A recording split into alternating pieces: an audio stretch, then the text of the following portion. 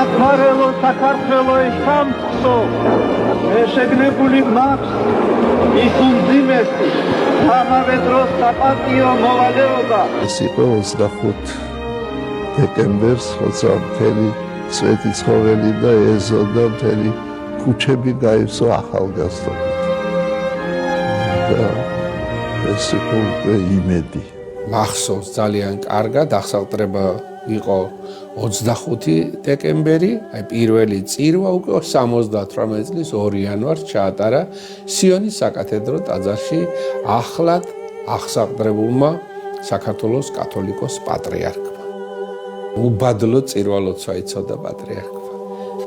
აი თქვენ უნდა ისწავლოთ პირველი ლოცვები გითხრა. აი მე ვიტყვი ხოლმე და თქვენ ჩემთან ერთად გაიმეორეთ. მამაო ჩვენო, ჩვენ ვიმეორებდით მამაო ჩვენო, რომელი ხარ ცათაში და ჩვენ ვიმეორებდით. ჩვენთან არს ღმერთი. ამინ.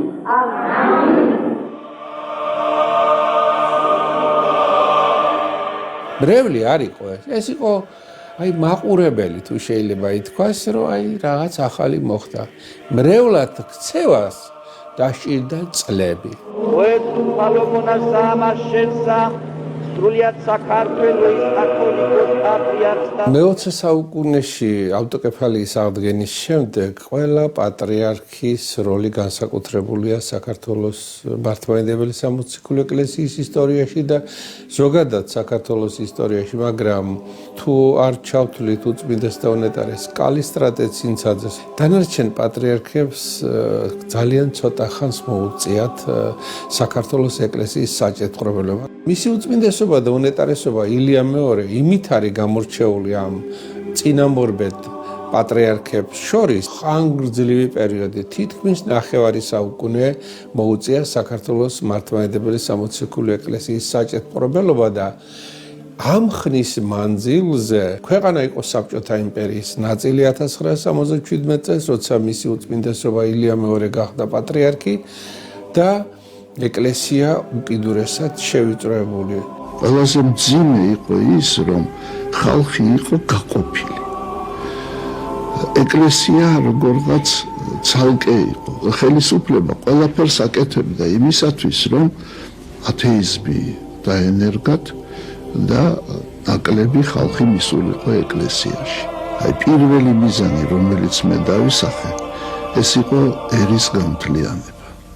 35 წელი პატრიარქს მოუწია დამოუკიდებელი საქართველოს პერიოდში თავისი საქმიანობა, მაგრამ ამ დამოუკიდებელ საქართველოში ჯერ იყო სამხედრო გადატრიალების გზით ხელისუფლების დამხობა, ეკონომიკური, პოლიტიკური პრობლემის, სამოქალაქო დაპირისპირება.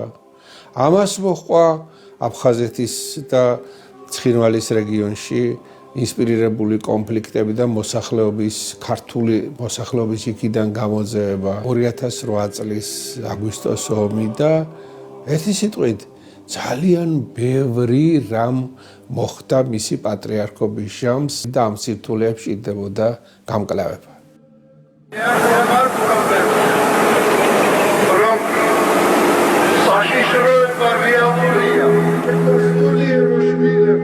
აი ზოგჯერ იტყვიან ხოლმე რომ 9 აპრილსო პატრიარქს შეეძლო მეტი გაეკეთებინა. რა შეიძლება და მეტი გაეკეთებინა?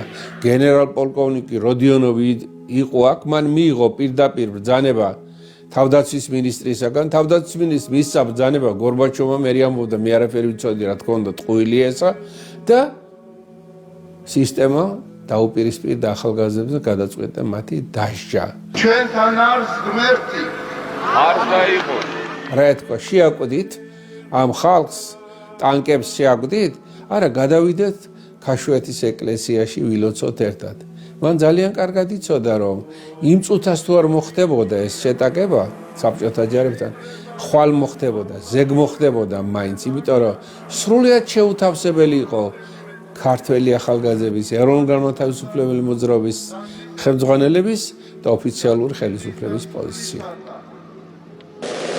ახალი რომის მთავარეპისკოპოსო და მსოფლიო პატრიარქო ბართლომე პირველო. პირველი რაც უდაოდ დიდი საქმეა, რომ ჩვენი ისტორიული ავტოკეფალია რომელიც 17 წელს აღვადგინეთ, მას არ აღიარებდა მართლმადიდებელი ეკლესიათა უმრავლესობა და ეს უშუალოდ უწმინდესმა და უნეტარესმა ილიამ მეორემ მოახერხა, რომ კონსტანტინოპოლის საპატრიარქოს და დანარჩენ საპატრიარქოებს, სოფლიოს მართლმადიდებელი ეკლესიებს ეღიარებინათ ჩვენი ეკლესიის ისტორიული ავტოკეფალია.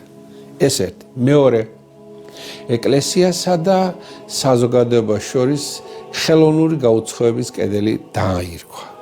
ხალხი ეკლესიისაკენ მიბრუნდა. სწორედ ჩემი თაობა იყო ის ახალგაზრდობა მაშინ, რომელიც სიონის საკათედრო ტაძრის მრევლი გახდა და რომელსაც შემდეგ მოემატა თანდათან კიდევ და კიდევ ახალი თაობები და რომელსაც დაეყრდნო მისი უწმინდესობა და უნეტარესობა ილიამ მეორე. ის შემწყნარებელი და მომსმენი გახდა იმ ახალგაზრდებისა, რომელიც არსებულ ხელისუფლებას უპირისპირდებათ.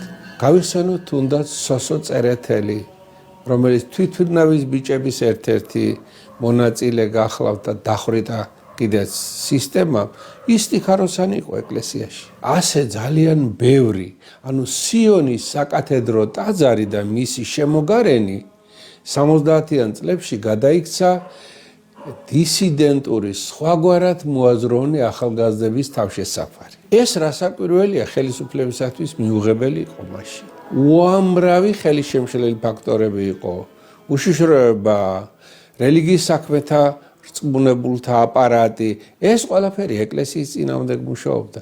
ყველა უმაღლეს სასწავლებელში იყო მეცნიერული ათეიზმის კათედრები, საზოგადოება ცოდნის ლექტორთა ჯგუფები, რომლებიც განუმარტავდნენ ხალხს, რომ ეკლესიისაკენ არ უნდა გაეხედათ, რელიგია ხალხის ოპიუმია და ასე შემდეგ.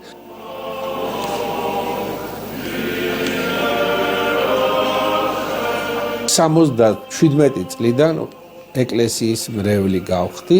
საღამოს ლოცვა შაბათს რო იყო ხოლმე და შუქს ჩააქრობდნენ მარტო სანთლებიანთო სიონში და მე არ მინდა ის ადამიანები გავიხსენო, რომლებიც ჩვენ დაგვდებდა, მე ისინი ზოგიერთი დღეს ახლა იმათ შესახებ ძალიან აღმატებულად საუბრობენ, მაგრამ მე ძალიან კარგად მახსოვს, რომ ჩვენ ისინი გვემუქრებოდნენ გარიცხვით, სასწავლებიდან, ჯარში გაწევით და ათასნაირ რაღაცეებით.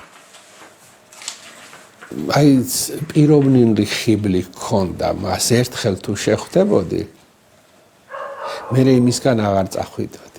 მე მის უწმინდესობას მიუძღვენი არაერთი წიგნი და არაფერი არ იყო გამოქვეყნებული. ამ პატრიარქებზე მე გამოქვეყნა ეს სტიმულს მაძლევდა ამისას და სულ მეუბნებოდა, რომ არ გაჩერდე, კიდევ გააგზელე, კიდევ გააკეთე და როდესაც სასულიერო აკადემია გაიხსნა თბილისში, მე მივიწვია მან ამ აკადემიაში საქართველოს ისტორიის ლექტორად და თქვენ უწმინდესობა მეუთხარი მე გამოცდილება არ მაქვს თქო და გამოცდილება უნდა შეიძინო, აი ქალბატონი მარიამ ლორთქიფანიძეც არის აქო და შეიძლება გამოცდილებას.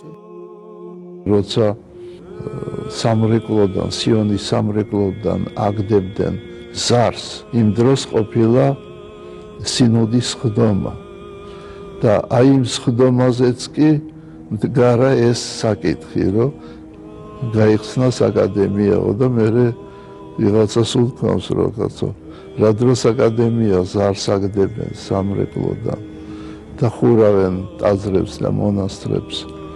მე შევიტანე ორი განცხადება, ერთი მოსკოვში, ერთი საქართველოში, აქ ჩვენთან და ესე მოხდა აკადემიის გახსნა.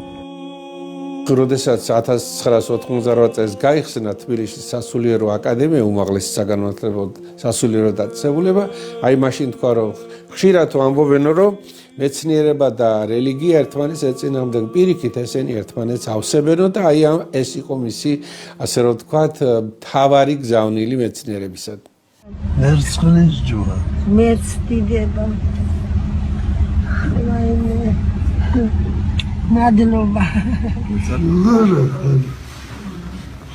პატრიარქი და პატრიარქი. თქვენი შვილები ცოცხალი. რა იყო მისი უწმინდესობის ილიამ მეორის წარმატების მთავარი საწინდარი? ხალხთან იყო, გახსნილი იყო, პატრიარქთან ნებისმიერ შეეძლო მისულიყო და შეეჩივლა თავისი გაჭირვების და ის მორალურად თუ მატერიალურად მას აუცილებლად გაამხნევებდა და დაეხმარებოდა არ დარჩენილა საქართველოს კუთხე სადაც პატრიარქი არ ჩასულა გაუმხნევებია მოფერებია იმ კუთხის სულიერ შვილებს